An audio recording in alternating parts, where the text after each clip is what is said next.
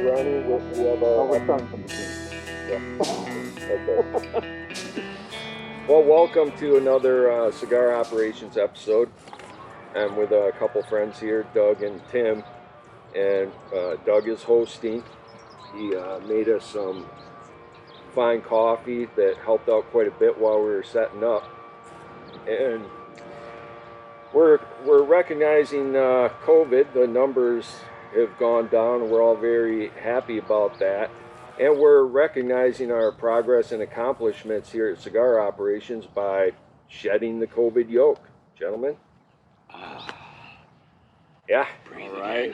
big difference. Yeah, the format for today is we start with coffee, and it's in the morning, so we're gonna smoke a morning cigar. And then after that, we're gonna shift to vodka. You have a vodka over there, don't you, Tim? I do. This is actually something I got in St. Petersburg in 2019. St. Petersburg, Missouri? It's in Russia. Oh, it's in Russia, okay. And I was going to drink it a couple years ago, and we decided, you know what, let's see if we survive this Rona thing. And there you can see on the camera. Is that a sturgeon on there in base relief, or how do you say that? It is. So we were saving this till the end of the Rona, and this seems like a pretty good place a pretty good time to drink it. All right, so you're gonna make some a drink with that. Yeah, summer's coming on, and a classic cocktail when it starts to get hot is a vodka tonic. Excellent. Well, for our first cigar, I'm gonna pass some out. These are Recluse Amadeus. Thank you, sir. I selected these cigars because there's a few interesting things to talk about. It's like a little aging with the cellophane. Yeah, these are well-aged cigars. They've received high ratings. One of the raters rated Cigar of the Year a couple years back.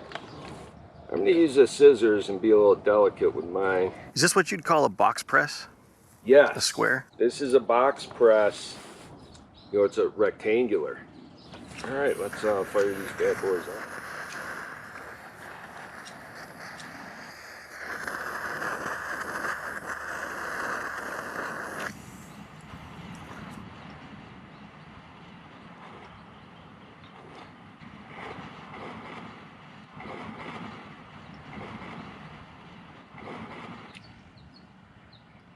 Yeah, it starts kicking out flavor right off the bat.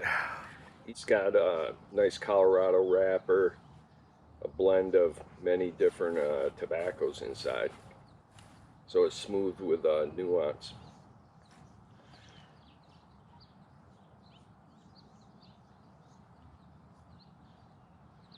Oh, that's a slick choice. Mm-hmm. Good medium to heavy body of smoke. Yeah, you're looking like you're enjoying that, Tim. It's very good. This is a cigar for people like a smooth cigar. That's, you know, a little bit. It's got the heavy volume, but it's smooth to smoke. It's an etiquette question for you guys. When do you take the labels off in the course of your smoke? I have my opinion on that. Tim, what do you think? Really two issues that I've come across and people talk about. The first is sometimes you take a label off and it peels off the wrapper, which suggests that you should keep it on as long as possible. Then there are people who say it's pretentious to keep the label on when you're smoking, so you should take it off right away. I tend to keep it on there because if you're going to tear the label, do it late in the game. Okay. Yeah, I agree with Tim. I mean, there are the other considerations, you know, of trying to be ostentatious, you know, and to avoid that by taking the band off. But since I smoke a lot of different kinds of cigars, and some cigars have fragile wrappers, I like to keep the band on for construction purposes. Now, Doug, did you take off the foot label or the foot band before you smoked that, or you smoked right through the band? I smoked it up, and that's what I was wondering. You know, when I said it got off to a roaring start, that was... Yeah, the foot band we always take off. Oh, you do? Oh, okay. Yeah. I was like flaming. I thought, well, they know what they're doing. So the taste of glue, and I'm catching a hint of cardboard. And that's all right. I mean, small amount of toxins. As long as you don't do it every time. I mean, that's why we're here sometimes, is to learn a little bit. And so we don't now I'm worried. I'm like, did I really smoke that thing? Like, this is the first socially, not quite socially distant, no mask gathering we've had at this house. Yep. Oops. Since it started. I'm gonna try not to set the ground on fire there, but I can dust that off for you too. If you no, want. I'm good. Yeah, I It's do Todd's that all the equivalent time. his equivalent to a mic drop.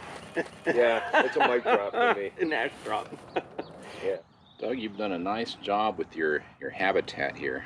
You know, the lockdown has given me a lot more time to get yard work done, and it's nice of you to say. The changes are gradual, so I don't notice it as much, but people, when they come and visit, say it's come a long way, so I'm glad to hear it. Now this ash I did knock off, and it reminds me of another thing. If you smoke it slow enough or at the right speed, your ash will be almost straight across like that. I'm huffing it, I think. Some of them, if you smoke too fast, when you knock the ash off, your cherry forms a little pyramid on top. When the blenders blend their cigars, they want all, this might have 5, 6, 7 different leaves in it. And they test and blend it so the leaves go together, the flavors go together, the burn rate goes together. So in order to taste a cigar the way it was intended, you want it to burn very evenly and not have the sides burn quicker. Less likely the center would burn quicker, but yeah. I notice a lot of cigar aficionados talk about this rule of thirds, and I got to say I'm hitting the second third on this box press here, and it has changed. It is it could just be my palate is changing because I've gotten started, but it is really smooth, and I'm tasting a lot of under flavors. I know it doesn't actually have those things in there, but I'm tasting hints of chocolate, and I mentioned leather, and it's exactly right.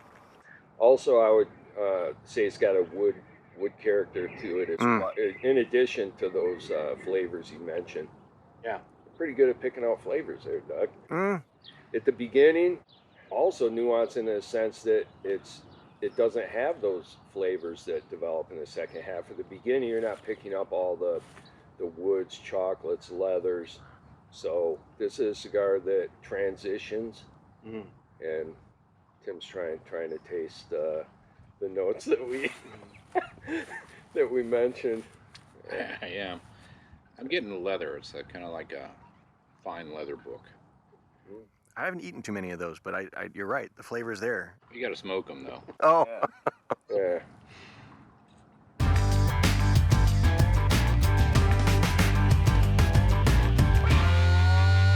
Yeah. So while he's lighting that, Doug, what do we have here? So in recognition of our long-awaited summer, that is a classic vodka tonic. You take a fresh lemon, in this case right off the tree, you rough up the outside of the lemon so that the peel can kind of breathe and aspirate, fill it to the top with ice, then 2 or 3 measures of vodka, and then some very, very fresh cold tonic just straight out of the bottle so it's fully carbonated, and it is a very nice hot weather drink. Toast. Cheers. Toast. Cheers. Watch it. Cheers. It's delicious, Doug. Very refreshing.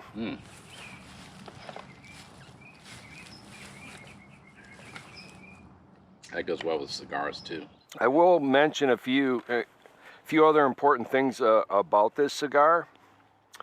Is one of the reasons it draws so good. You guys mentioned generally the quality of the roll, but they use a method they call it N2 bar, which is a way of rolling the leaf that goes inside as opposed to folding it back and forth.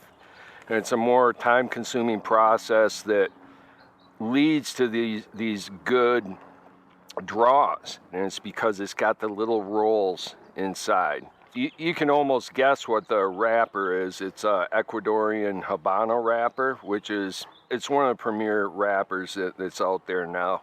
They're just so delicious. They make some in Indonesia and other places, but the Ecuador Habano is superior. And then this one's got The binder is San Andreas, the Mexican tobacco, which is another one of my favorites because a lot of times those are strong and spicy, and then it's got 2 different Dominican leaf insides. Oh, I forgot to mention they also have a broadleaf in here as well. So it's actually 5 different kinds of tobaccos in here. I'll just make 1 or 2 comments about the broadleaf. To me, it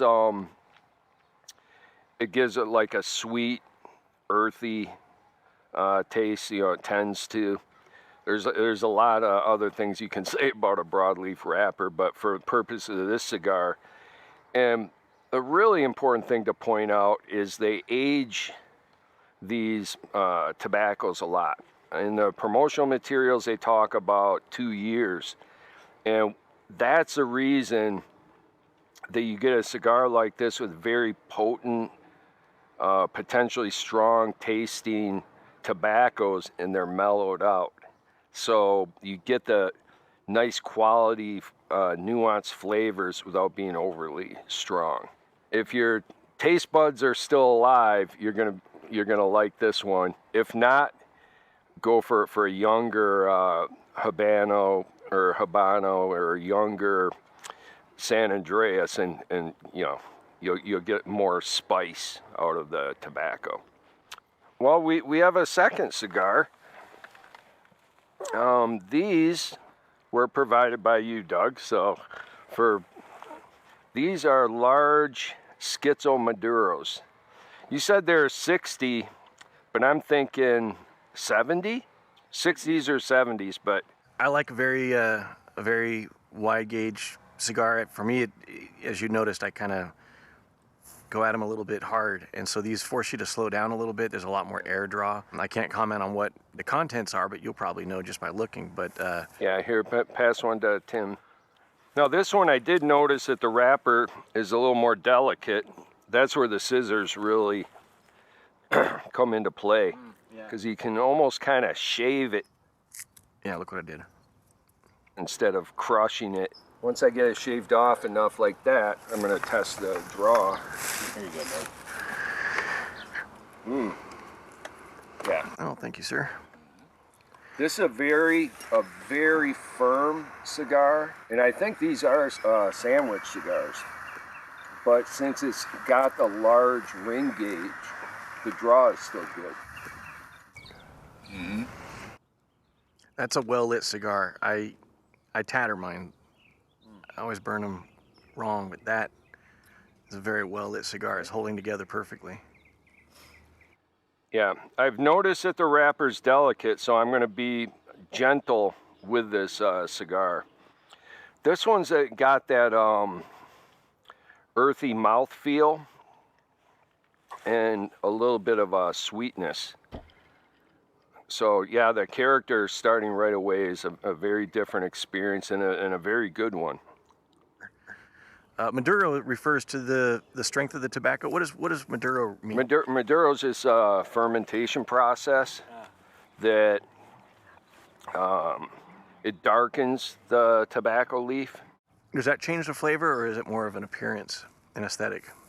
It can change the flavor. I remember when they first started, or when they first started talking about Maduros, the first thing they said about it is that it kind of sweetens and mellows the flavors. But a weird thing happened is just the popular effect of looking at the Maduro, people thought it was stronger. Like this is a light Maduro, like a chocolate brown Maduro. So it's got that Maduro fermentation, but some of them, they ferment it in a different way or maybe twice, and it turns black. So when people pick up a black cigar, they're like, oh boy, this is going to be powerful, because it looks like it should be powerful. But you can get some Maduro wrappers that have a very flavorful, smooth, and not particularly strong cigars. I gotta say, you told me more about this than even the seller did on the website. Let's hold these up to camera, Mm-hmm. because I see that Doug's is kind of, the wrapper's falling apart. I kept the bad one for me. Oh, it's already a little bit cracked? Yeah, it was a little goofy when I took it out of the box, but I didn't help it any. I cut it poorly and I lit it poorly. It won't stop me, but yours look a lot better. See, mine is developing a tiny crack here, and at the end where it gets really hot. And you can literally see, oops, no, I lost it. If you get really close, you can literally see that the wrapper is thin. It's a delicate, delicious wrapper. So this one especially, I'm gonna wanna keep my band on. Yeah. I see. How's yours holding up, Tim? I've got just a little crack there. It's not too bad. I think it's going to be all right. Yeah, the little cracks you can barely notice even aesthetically, and it definitely does not affect the way they smoke. These have a binder. I'm not sure what kind of binder it has, but the wrapper is not holding the cigar together. Yeah. Oh, here, can you show them how thin it is? Yeah. You can see, get a good look at the wrapper. This part fell off of Doug's. It's a good thing I picked this up. It's still burning. It's you can actually see the smoke coming off this wrapper as it burns down. If you look at it closely, you can see it's got some teeth to it. Teeth are like the little bumps that contain oil. So this wrapper, as thin as it is, it's got the teeth and the oils, which undoubtedly is why they chose it for the cigar to impart the flavors. I don't know if they hit the pure mildness they're looking for, because I do get a nice earthy mouthfeel to it. Yeah, right. Which I like. Right in the back of the, kind of the back of the palate, I can taste it as well. It sits sort of heavy back there, and it feels earthy is a good way to describe it. Yeah. You know, I may be influenced by your ground covering here, the straw, but I do detect a slight straw flavor in here. Very pleasant flavor. Yeah. Yeah. I'm going to take the ash off this for the first time. And you see distinct little rings where I inhaled on it. It's a very good burn. Now this one's got a slight little pyramid in the middle, which this tobacco is smoking slower.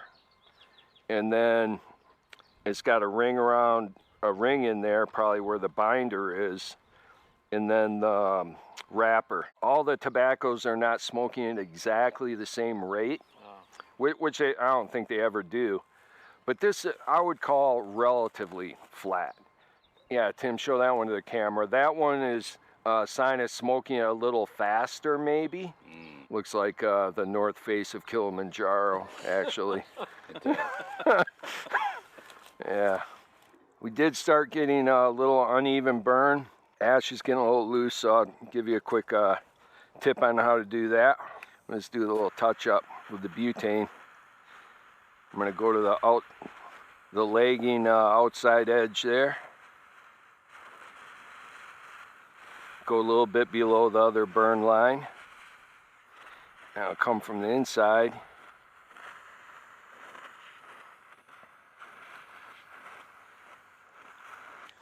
And then Doug pointed this out. When you have a little bit uneven burn, hold down the bottom. That helps it catch up. We have Memorial Day coming up, and there's a little symbolic thing that we do that we learn in the militaries. We set up the empty chair, which poignantly signifies the missing soldiers. We've done that today. We've set aside a drink and a cigar. It just helps us remember and think about those things. Good toast. Sisters and brothers who gave them. Yes. Here, here.